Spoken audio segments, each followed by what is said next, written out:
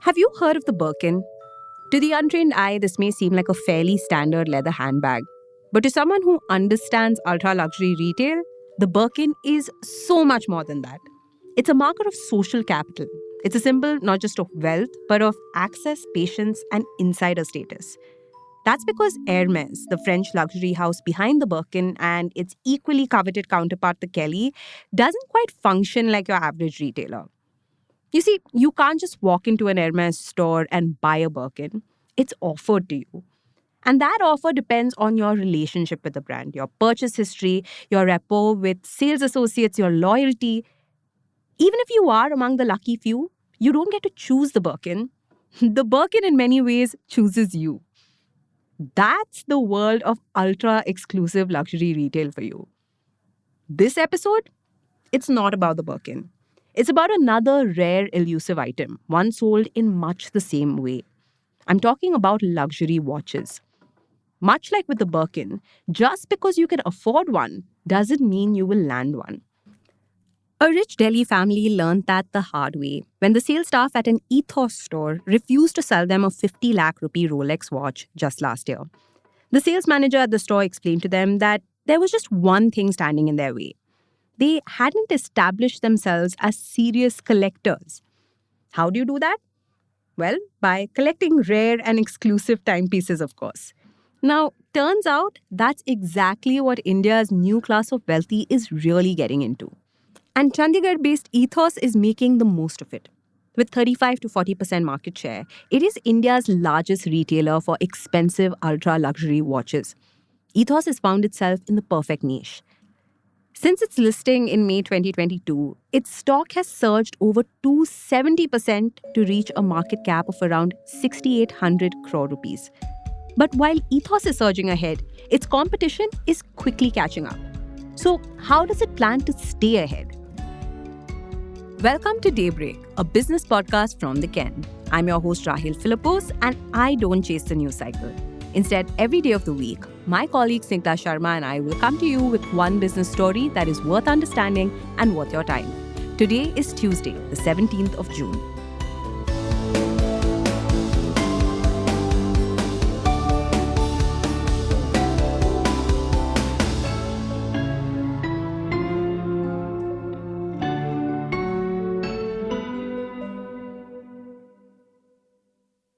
Let me begin by giving you a lowdown on what the watch market is like today. At the very bottom of the pyramid are mass market or fashion watches, which cost anywhere up to 50,000 rupees. Then are the entry-level luxury watches that cost usually upwards of 1 lakh. Then you have premium luxury and high-end luxury watches that cost between 3 to 5 lakh rupees. And only after that do we reach the realm of ultra luxury. Now, these watches cost upwards of 15 lakh rupees. These include brands like Rolex, Cartier, and Hublot. And at the very top are the likes of Patek Philippe. Like the Birkin, these can't just be bought. Similarly, they can't simply be distributed by any retailer either. Trust is the holy grail in the luxury industry, which is why it's also the foundational principle of Kamla Dials and Devices Limited, which is Ethos's parent firm. Founded in the 1980s by the Sabu family, KDDL supplies luxury watch retailers in Switzerland with components like dials and hands. Its clients include the likes of the Swatch Group, Omega, and even Gucci.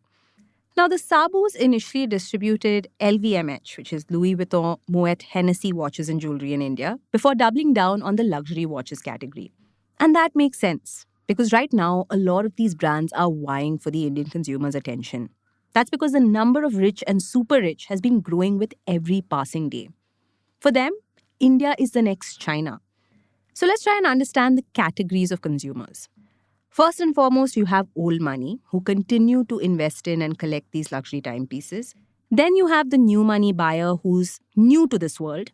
And finally, you have the occasional buyers who can't afford to consistently buy watches but do occasionally splurge.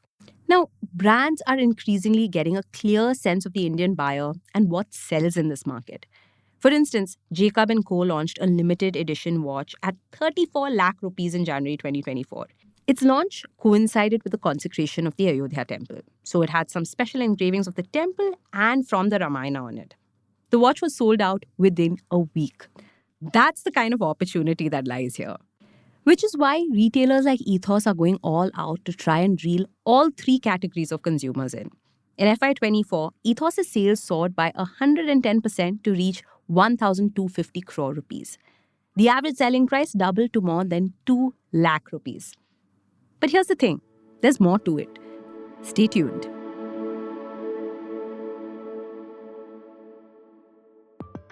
Hi, I am briefly pausing this episode to make a very special announcement. On June 21st at the Bangalore International Centre, the KEN is bringing together a pretty extraordinary panel for a one-of-a-kind discussion on how we can lead healthier and happier lives. We'll be joined by Olympic swimmer Nisha Milik, Vice Chairman of the Narayana Health Hospital Group Viren Shetty, and finally, Dr. Cyriac Abby Phillips, aka the Liver Doc. Join us for what promises to be an insightful, vibrant discussion that covers a whole range of topics. From how to get great sleep, to attaining mental clarity through workouts, to which supplements matter, to how to take care of aging parents and growing children, you get the drift. That's not all.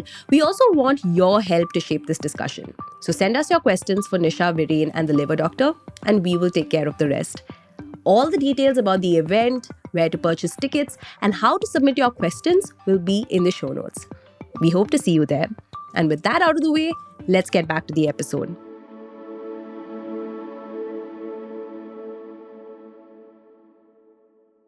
Now, while the appetite for these ultra-luxury watches is steadily growing here in India, brand awareness is still somewhat limited. Because here, typically apart from Rolex, people are more familiar with brands under the Swatch Group or with brands like Cartier.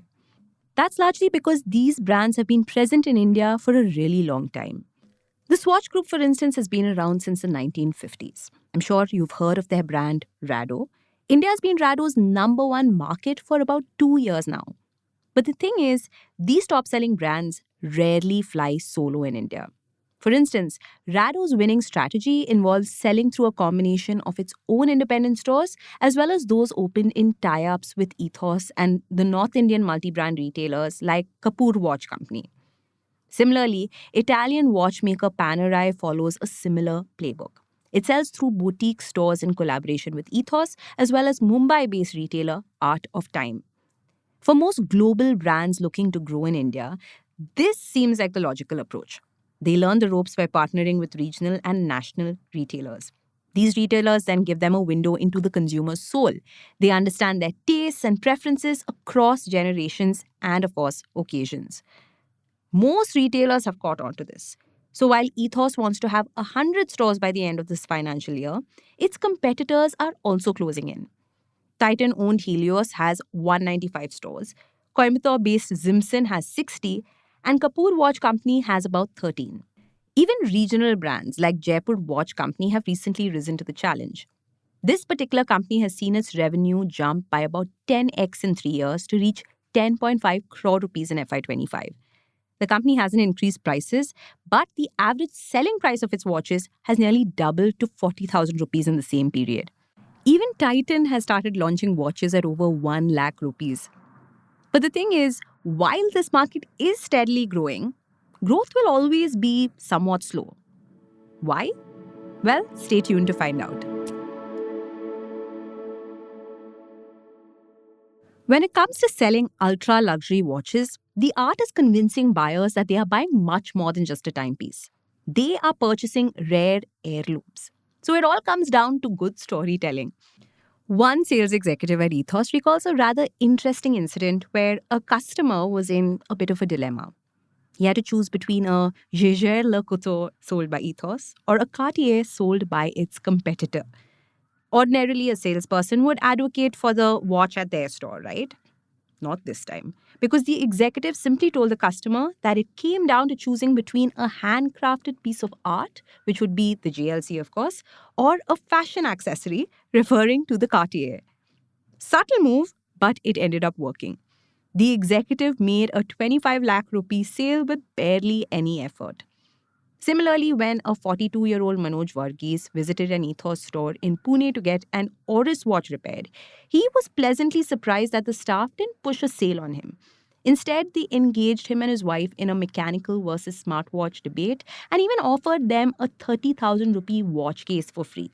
In the end, Ethos didn't just manage to make one sale, it got a customer for life, and that is far more valuable. Now, to get to that point, Ethos realized that you need the best in the business. You need an army of solid salespeople. And Ethos is one of the few retailers that extensively invests to make that happen. It spends up to 15 lakh rupees on training and certifying each technician. You see, technicians like these are a rare breed.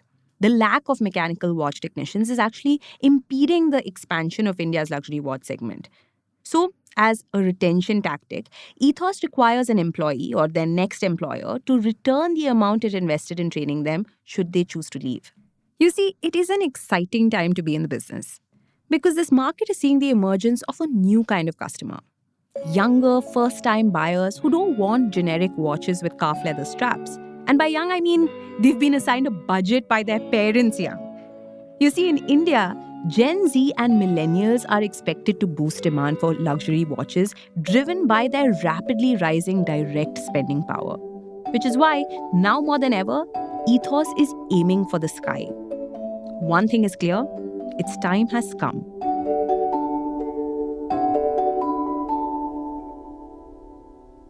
Daybreak is produced from the newsroom of The Ken, India's first subscriber-focused business news platform. What you're listening to is just a small sample of our subscriber-only offerings. A full subscription unlocks daily long-form feature stories, newsletters, and podcast extras. Head to theken.com and click on the red subscribe button on the top of the website. Today's episode was hosted by Rahel Philippos and edited by Rajiv CN.